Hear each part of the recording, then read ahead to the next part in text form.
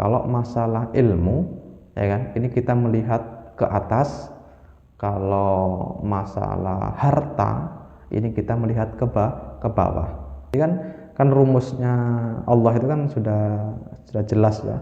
La in syakartum la azidannakum wa la in kafartum inna adzabi lasyadid. Jika kamu bersyukur, ya kan, bersyukur itu ya terima kasih lah kalau bahasa kita.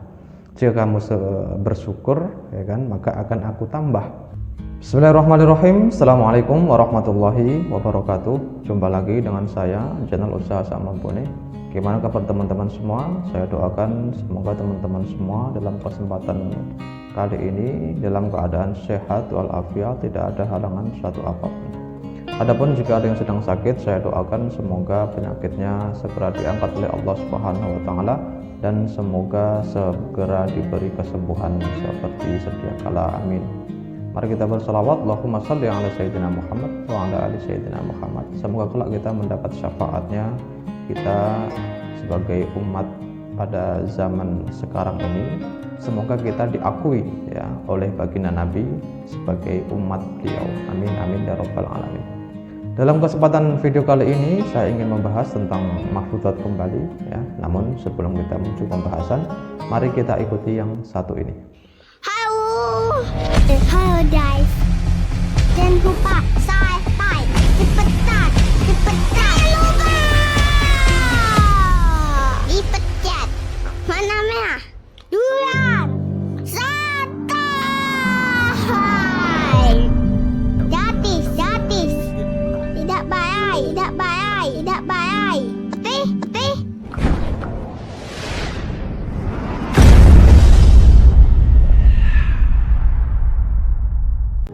Oke, pembahasan mahfudzat kali ini adalah ungzur maqala wala tangzur man qalla. Ungzur maqala wala tangzur man qalla. Jadi artinya adalah lihatlah apa yang dikatakan dan jangan melihat siapa yang mengatakan. Lihatlah apa yang dikatakan dan jangan melihat siapa yang mengatakan. Oke, akan saya jelaskan ya. Jadi mahfudzat ini ya, di awal ini saya sampaikan bisa sesuai, bisa tidak. Maksudnya bagaimana? Ini saya jelaskan ya. Saya menjelaskan, kita ikuti dulu apa yang disampaikan mahfudzat ini. Lihatlah apa yang dikatakan dan jangan melihat siapa yang mengatakan. Artinya bagaimana? Jadi apapun yang dikatakan ya, entah itu siapa orangnya ya, entah itu teman kita ataukah mungkin orang yang pernah menyakiti kita ya, kalau dia mengatakan yang baik, mengatakan nasihat ya kan, untuk kebaikan kita, nah itu yang perlu kita dengarkan. Nggak perlu kita melihat siapa dia, oh dia musuhku, aku nggak pernah nggak mau dengarkan omongannya. Nah, kalau emang itu baik, yang dikatakan itu baik, kata-kata nasihat, kata-kata penyemangat untuk diri kita, ya udah kita dengarkan. Nah, jadi seperti itu. Mungkin kita ini yang sekarang kalian umur 20 atau mungkin 30 tahun lah, ya kan? 30 tahun atau mungkin ada yang lebih 40 tahun. Kalau ada anak kecil atau orang yang jauh umurnya di bawah kita, ya kan, menasihati kita, ya kita jangan gengsi. Kan begitu ya. Karena yang disampaikan mahfudzat ini, lihat apa yang dikatakan. Nah, kalau mereka menyampaikan sesuatu hal atau mungkin menyampaikan saran dan kritik lah ya, dengan kita, ya kita dengarkan apa yang disampaikan. Walaupun dia tadi umurnya jauh di bawah daripada kita. Kalau yang disampaikan ini sesuatu yang baik, sesuatu yang bermanfaat, nah itu yang kita dengarkan. Jadi itu maksud dari mahfudzat ini ya, jadi lihatlah apa yang dikatakan dan jangan melihat siapa yang mengatakan. Tapi ya dalam sisi lain, dalam peristiwa lain ya, mahfudzat ini juga kurang tepat. Kan begitu. Kurang tepat bagaimana? Sekali-kali kita juga perlu melihat siapa yang mengatakan ya kan? Jadi sewaktu-waktu kita perlu siapa yang mengatakan. Artinya bagaimana? Gini ya, kalau kita, mungkin kalian yang pernah jadi santri ya kan, santri di pondok pesantren ya, kalau disuruh ya kan kiainya, pasti kan sewajarnya kita seorang santri kan taat ya kan, wajib dan taat. Nah, apapun itu suruhannya ya kita kan selalu melakukan. Disuruh mencabut rumput, laksanakan. Suruh bersihkan kamar mandi, laksanakan. Ya kan? Bahkan mungkin disuruh masuk sungai ya kan, atau mungkin disuruh lari 1 harian. Nah, kalau jiwanya ada santri, dia nggak memikirkan yang menyuruh ini kiai saya ya kan, beliau yang saya hormati. Nah, jadi kita ya bukan terpaksa ya, tapi ya memang itu seorang santri, apapun yang disuruh kita nggak habis pikir, nggak perlu bertanya-tanya lagi, udah laksanakan. Nah, jadi dalam ini juga perlu siapa yang menyampaikan, kan begitu. Kita lihat dulu siapa yang menyampaikan. Kasus lain ya kan, apapun ya kan yang disuruh orang tua ya kan, itu juga kita laksanakan begitu. Pada saat mungkin kita masih kecil ya kan, mungkin di waktu masih kelas SD gitulah ya, enak ya kan, orang tua kita bilang atau ayah kita bilang, enak jangan naik sepeda motor. Kita merasa bisa, oh aku bisa kok ya kan? Aku udah pandai mengendarai sepeda motor ya kan? Tapi orang tua melarang. Mungkin saat itu kita belum bisa mencari penyebabnya begitu ya, tapi ketika sudah dewasa baru kita menyadari hal itu. Oh, dulu ayahku pernah melarang aku naik sepeda motor waktu masih kelas 6 SD. Itu umur ya kan masih di bawah umur sekali ya kan, membuat SIM juga belum bisa ya kan. Kemudian akal kita ya ini masih belum bisa, masih belum seimbang begitulah ya kan. Mungkin pada waktu itu maunya kenceng-kenceng aja. Nah, ketika sudah dewasa baru kita menyadari. Nah, ini juga kita melihat siapa yang mengatakan. Yang mengatakan adalah orang tua kita. Nah, jadi seperti itulah ya maksudnya. Jadi yang baik bagaimana? Intinya ya kita ambil manfaatnya saja ya kan, kita mengambil manfaatnya, kita ambil kebaikannya, kan begitu ya. Jadi kalau tadi kasus yang pertama tadi, ketika ada orang lain ya kan, orang yang jauh di bawah umur dari kita, kalau menasihati kita ya kita jangan merasa gengsi, kita jangan siapa sih lo, jangan ya, kita nggak boleh sombong ya kan. Kita lihat apa yang dikatakan ya. Yang dikatakan ini baik, yang dikatakan ini benar ya kan, ya udah kita pakai, kita lihat apa yang disampaikan.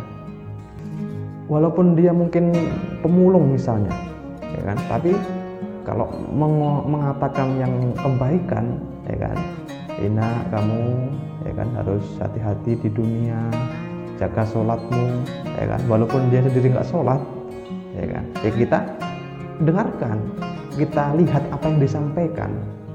Nah, kan begitu ya. Makanya ya gini, kalau pengen hidup ya kan, ada begini, kalau masalah ilmu ya kan, ini kita melihat ke atas. Kalau masalah harta ini kita melihat ke bawah. Contohnya gimana? Gini, kalau ada ilmu kita melihat ke atas, artinya orang yang di atas kita keilmuannya. Nah, ini ada anak kecil kok udah pandai berpidato. Yang disampaikan juga bermanfaat, ya kan? Nasihatnya bagus banget, nasihatnya baik banget, ya. Itu yang kita tiru, yang kita ambil, walaupun dia jauh di bawah umur kita. Nah, ya, jadi kalau ada ilmu yang mungkin belum pernah kita dengar, ya, belum pernah kita lihat, dan belum pernah kita dengar lah, ada orang menyampaikan, oh ini belum pernah aku dengar, ini bagusin, ya kan? Entah siapapun itu yang mengucapkan, entah siapa yang menyampaikan, mau dia anak kecil, mau dia pemulung, mau dia seorang, entah apapun itu, ya kita gak perlu melihat orangnya, ya, kita ambil ilmunya tadi. Kemudian kalau masalah harta ini kita melihat ke bawah, artinya orang yang taraf hidupnya ini di bawah kita, ya kan? Kita punya sepeda motor sekarang, ya kan? Lihat orang yang di bawah kita, alhamdulillah kita syukuri, saya masih punya sepeda motor, ya kan? Itu tetangga belum punya sepeda motor, masih sepeda saja. Punya mobil, ya disyukuri, alhamdulillah sudah bisa beli mobil. Tetangga-tetangga masih cuman punya sepeda motor saja, alhamdulillah saya sudah punya mobil, kemana-mana tidak kehujanan, tidak kepanasan. Nah, jadi seperti itu, selalu disyukuri. Punya rumah, alhamdulillah, ya kan? Sudah bisa punya rumah, ya. Tetangga masih kalau hujan masih sering bocor, masih sering kebanjiran, ya kan? Tetangga itu susah sekali mencari rumah, ya kan, kesana kemari, nah, tidak dapat. Nah, jadi seperti selalu melihat ke bawah, jangan melihat ke atasnya kita, ya. Nanti ya kita kurang orang bersyukur nanti, kan begitu. Jadi kan rumusnya Allah itu kan sudah jelas ya, la in syakartum la azidannakum wa la in kafartum inna adzabi lasyadid. Jika kamu bersyukur, ya kan, bersyukur itu ya terima kasih lah kalau bahasa kita. Jika kamu bersyukur, ya kan, maka akan aku tambah, ya kan. Jika kamu kufur, ya kan, ingkar, maka azab Allah ini sangatlah pedih. Jadi ya, jika kita ingin ditambah, ya kita selalu bersyukur. Bersyukur itu terima kasih, begitu loh ya. Jadi kalau ilmunya orang Jawa ini selalu diambil baiknya, selalu diambil manfaatnya, begitu, ya kan. Ketika naik sepeda motor, ya kan, jalan, kemudian bannya meledak misalnya, kan, meledak, kita ambil manfaatnya, alhamdulillah, ya kan, cuman meledak satu, tidak dua-duanya, tembel, jalan lagi, ya kan. Kemudian yang di depan meledak, masih disyukuri lagi, alhamdulillah, ya, masih dapat bengkel, ditambal, ya kan, diganti yang baru. Kemudian ada yang patah, ya kan, ada yang patah, mungkin ada yang lepas jari-jarinya, disyukuri lagi, alhamdulillah, untung, ya kan, untung masih jari-jarinya yang lepas. Jadi intinya selalu diambil untungnya, ya kan begitu. Ketika kejatuhan buah misalnya, ya kan, di bawah pohon mangga, ya kan, kejatuhan buah mangga, mungkin karena sudah tua atau mungkin dimakan kelelawar lah ya, kita sedang di bawahnya, jatuhan kena tangan kita, ya kan, itu juga selalu diambil baiknya, diambil untungnya, ya kan, alhamdulillah, untung, ya kan, untung masih kena tangan, bukan kena kepala. Suatu saat, ya kan, terjadi lagi kena kepala, untung tidak pecah, masih kuat. Jadi intinya itu diambil baiknya, diambil untungnya, ya. Kalau semakin kita sering ini berterima kasih, ya kan, Makanya itu tadi ya, sesuai rumusnya Allah tadi akan ditambah, kan begitu. Dan kita sebagai manusia ini ya kita nggak tahu ya kan, ditambahnya itu kapan, ditambahnya itu berupa apa, ditambahnya itu berapa. Nah ini kita itu bukan hak kita, itu tugasnya Allah ya. Jadi kalau hidup ini ya kan, kita kerjakan apa yang harus kita kerjakan ya kan, yang bukan kerjaan kita ya udah, itu kita jangan ikut mengerjakan ya kan? Yang namanya bagi rezeki itu kan kerjaan Allah dan malaikat. Ya udah kita nggak usah kita nggak usah ikut ikut campur gitu. Apa yang harus kita kerjakan? Tugas kita ini apa? Ya kan, ya beribadah dan berusaha, kan begitu. Beribadah ya kan, usaha ya untuk mencukupi keinginan kita di dunia ini. Sudah usaha aja. Masalah hasil itu kita serahkan sama Allah. Karena itu memang tugasnya Allah. Jadi kita jangan ikut campur. Oke ya, jadi kembali ke pembahasan pada kali ini. Ungzur maqala wala tangzur man qala. Lihatlah apa yang dikatakan dan jangan melihat siapa yang mengatakan. Itu sudah saya jelaskan ya kan. Jadi mafhum ini bisa sesuai bisa tidak. Sudah saya jelaskan semuanya tadi. Semoga ada manfaatnya. Oke, ya mungkin sampai di sini dulu pembahasan mafhum kali ini. Apabila ada salah kata saya mohon maaf. Akhirul kalam. Assalamualaikum warahmatullahi wabarakatuh.